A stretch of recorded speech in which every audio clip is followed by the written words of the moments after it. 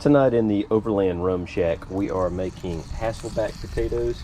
That's just some grease on the grill from our previous cook-up. It's going to burn off in a minute.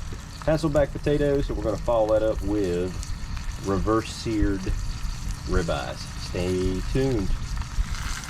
So the Hasselback potatoes are going nicely. Now I'm putting on the ribeyes for the reverse sear.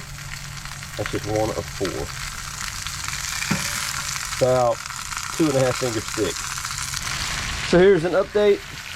These are going along well. This was just a bonus one, so I cooked it anyway. The reverse sear is coming along nicely. I'm getting ready to throw these bad boys on the fire because I want to see things along, and I'm impatient tonight. But look at those beautiful coals.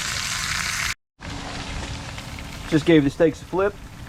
Potatoes are still coming along nicely. Ought to be done soon.